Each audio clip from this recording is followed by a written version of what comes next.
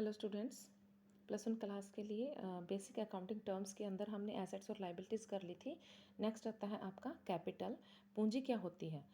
ये वर्ड्स ऐसे हैं जो आपके यूज़ होंगे बार बार, तो उन वर्ड्स को थोड़ा सा एक बार समझने की कोशिश करो, क्योंकि ये नए वर्ड्स आते हैं जो अकाउंट्स में आएंगे आपके। तो इनको एसेट्स वर्ड आप कर चुके हो, लाइबिलिटीज़ कर चुके हो, तो कैपिटल वर्ड बार बार आपका यूज़ होगा। वो क्या होता है कैपिटल? जो धन व्यवसाय के स्वामी ने व्यवसाय में लगा रखा है उसे पूंजी कहते हैं। स्वामी द्वारा लगाई गई इस पूंजी की सहायता से ही व्यवसाय में माल और संपत्तियां खरीदी जाती हैं। अतः पूंजी की राशि ज्ञात करने के लिए व्यवसाय की सभी चालू और स्थायी संपत्तियों को जोड़कर उसमें से बाह्य देनदारियों को घटा दिया जाता है। यानी कि कुछ ना कुछ पैसा लगाकर ही बिजनेस को शुरू किया जाएगा, और वो जो पैसा या कैश आपका आता है वो कैपिटल के रूप में आता है। यानी कि जितना पैसा लगाकर बिजनेस शुरू किया जाता है उसको कहते हैं हम कैपिटल।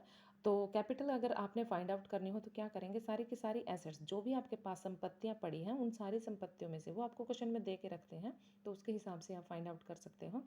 एसेट्स जो जितनी भी पड़ी होंगी, जैसे कि मशीनरी है, कैश है, माल है, गुड्स हैं आपकी, तो उन सबको आप प्लस कर दोगे माइनस क्रेडिटर्स। क्रेडिटर्स होते हैं आपके लेनदार, यानी कि जितना पैसा, जो भी चीज़ें आ रही हैं आपके पास, संपत्ति आ रही है, उसको जोड़ दो और उसमें से जो पेमेंट करनी है, जो उधारी है, जो भी उधारी है आपकी, जो आपने पैसा बाहर देना है बिजनेस से, तो उसको माइनस कर दो तो आपके पास कैपिटल आ जाएगी।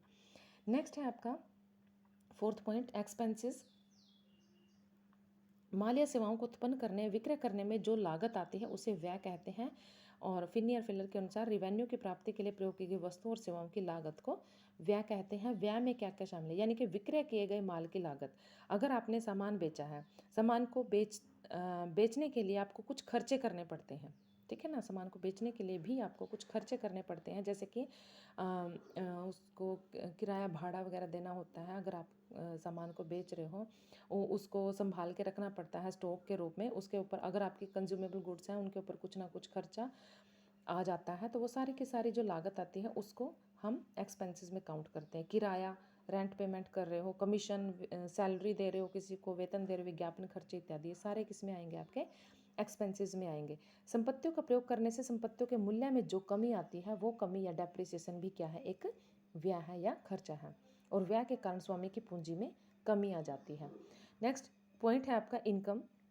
इनकम तथा आगम में काफ़ी अंतर होता है। माल के विक्रय से प्राप्त हुई कुल राशि को आगम या रेवेन्यू कहते हैं। बेचे हुए माल की लागत को व्यय कहा जाता है। तो आगम में से व्यय घटाकर जो राशि बचती है उसको इनकम कहते हैं। जैसे कि कुल विक्रय, कुल सेल्स आपकी कितनी है, 5 लाख की, और विक्रय किए गए माल की कुल लागत, यानी कि सामान के ऊपर खर्चा, माल को बेचते टाइम खर्चा कितना आ रहा है आपका, 4 लाख रुपए का। तो 5 लाख जो है वो आपकी इनकम या आगम, रिवेन्यू।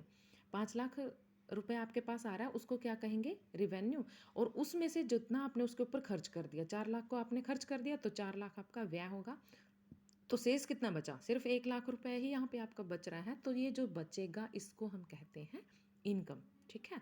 तो इनकम को कैसे फाइंड आउट करते हैं, revenue minus expenses. Next point है आपका एक्सपेंडिचर। संपत्ति, माल या सेवाएं प्राप्त करने के लिए किया गया कोई भी भुगतान या संपत्ति का हस्तांतरण या दायित्व की उत्पत्ति खर्च कहलाता है। इसका अर्थ है कि लाभ प्राप्त करने के लिए किया गया कोई भी भुगतान खर्च कहलाता है। खर्च को दो भागों में बांट सकते हैं, कैपिटल एक्सपेंडिचर, रिवेन्यू एक्सपेंडिचर, पूंजीगत खर्चे और आयगत खर्चे।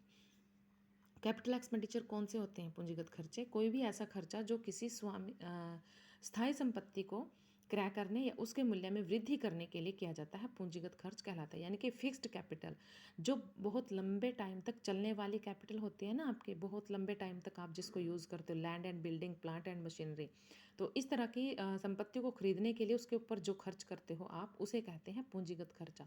अतः भवन, संयंत्र, फर्नीचर आदि क्रय करने, इनका निर्माण करने के लिए किया गया खर्चा पूंजीगत खर्चा है। ऐसा खर्चा दीर्घकाल तक लाभ प्रदान करता है, इसे संपत्तियों में लिखा जाता है, ठीक है। इसको कहाँ लिखेंगे, एसेट्स में लिखते हैं। जो भी खर्चा किया जाता है, जो जिस एसेट से रिलेटेड होता है उसी के अंदर इस खर्चे को ऐड कर देते हैं।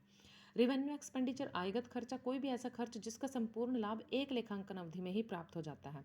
लेखांकन अवधि फाइनेंशियल ईयर आपका जो है, अकाउंटिंग ईयर आपका होता है 1 अप्रैल से 31 मार्च तक, 1 अप्रैल टू 31 मार्च।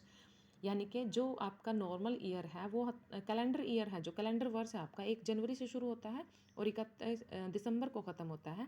बट जो लेखांकन वर्ष है, फाइनेंशियल ईयर है, जो अकाउंटिंग ईयर है, वो आपका 1 अप्रैल से शुरू होता है और 31 मार्च को ख़त्म होता है। ठीक है, तो इस दौरान 1 वर्ष के अंदर जो आपके एक कोई भी ऐसा खर्चा जिसका संपूर्ण लाभ एक लेखांकन अवधि में ही प्राप्त हो जाता है, वो आयगत खर्चा कहलाता है। अतः सभी आयगत खर्चों को व्यापारिक और लाभ हानि खाते में डेबिट किया जाता है। ऐसे खर्चों से व्यवसाय की लाभोपार्जन क्षमता में तो वृद्धि नहीं होती, परंतु ये वर्तमान लाभोपार्जन क्षमता को बनाए रखने में सहायक होते हैं। खर्चे किसी ऐसी संपत्ति का निर्माण नहीं करते जो लंबे समय तक चलने वाली हो। यानी कि ये ऊपर खर्चे करने होते हैं आपको, जैसे कि आपने पेंटिंग करवा ली, पेंट करवाया है, बिल्डिंग है आपकी, बिल्डिंग के ऊपर पेंट करवाया, ठीक है, तो बिल्डिंग को मेंटेन करने के लिए आपने उसके ऊपर खर्चा किया है, इसलिए इसको ये आएगा आपका रिवेन्यू एक्सपेंडिचर में। ठीक है, नेक्स्ट आता है आपका रिवेन्यू। 7th पॉइंट है लेखांकन में आगम से या किसी भी स्रोत से प्राप्त होने वाली ऐसी आय से है जो नियमित रूप से प्राप्त होने वाली हो। यानी कि जो बिजनेस में आपको लगातार जिस तरह कोई इनकम प्राप्त होती है तो उसको कहते हैं रिवेन्यू। इसमें माल के विक्रय से प्राप्त होने वाली राशि और ग्राहकों को सेवा प्रदान करने से प्राप्त राशि शामिल है। इसी प्रकार इसमें किराया, कमीशन, लाभांश, ब्याज आदि से प्राप्त राशि भी शामिल है। आगम से आय का संबंध व्यवसाय के दिन प्रतिदिन के क्रियाकलापों से होता है और यह नियमित प्रकृति की होनी चाहिए। अतः व्यवसाय के स्वामी द्वारा लगाई गई पूंजी या ऋण से प्राप्त राशि आगम नहीं है। ठीक है, जो कैपिटल या लोन अगर आपने ले रखा है या जो बिजनेस में कैपिटल लगाई जाती है वो रिवेन्यू नहीं कहलाती आपकी। ठीक है, इन दोनों चीज़ों को छोड़कर जो रेगुलर आपके पास पैसा आता है उसको कहते हैं रिवेन्यू। ट्रेड रिसीवेबल्स व्यापारिक प्राप्यताएं। व्यापारिक प्राप्य से आशय उस राशि से है जो व्यवसाय के सामान्य संचालन के दौरान कंपनी द्वारा माल के विक्रय के संबंध में या सेवाएं प्रदान करने से प्राप्य है। व्यापारिक प्राप्य में डेटर्स और बिल्स रिसीवेबल दोनों को शामिल किया जाता है। यानी कि डेटर्स और बिल्स रिसीवेबल आपके किस में आते हैं? ट्रेड रिसीवेबल्स में। डेटर कौन होते हैं? देनदार शब्द उन व्यक्तियों फर्मों के लिए प्रयोग किया जाता है जिन्हें उधार माल बेचा गया हो, जिन्होंने भुगतान ना किया हो। यानी कि उन्होंने आपसे सामान तो खरीद लिया लेकिन आपको पेमेंट नहीं दी, पैसा नहीं दिया, तो वो आपके देनदार हैं। इन्होंने अभी भी कुछ रुपया हमें देना है। जैसे कि मोहन को 50,000 का माल उधार बेचा गया, जब तक मोहन पूरा रुपया नहीं देता है तब तक वो व्यापारी का देनदार कहलाता है। बिल्स रिसीवेबल एक विनिमय पत्र उस व्यक्ति के लिए प्राप्य विपत्र कहलाता है जो इसे लिखता है और स्वीकर्ता द्वारा स्वीकृत होने के बाद इसे वापस प्राप्त करता है। अतः प्राप्य विपत्र शब्द उन विनिमय पत्रों के लिए प्रयोग किया जाता है जो देनदारों पर लिखे जाते हैं या उनसे बेचान द्वारा प्राप्त किए जाते हैं। ऐसे विपत्र में लिखित राशि भविष्य की किसी निश्चित तिथि पर प्राप्य होती है। तो ये बहुत ज़्यादा एक्सप्लेन करने की इसको ज़रूरत है, बट अभी के लिए सिर्फ आप ये सोच लो कि जो भी व्यक्ति हमसे उधार में सामान खरीदता है ना, तो हम उनको एक बिल बना के देते हैं।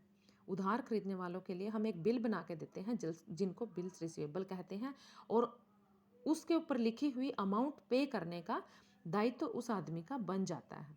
ठीक है, तो अभी के लिए आप सिर्फ इतना ही करो इसको।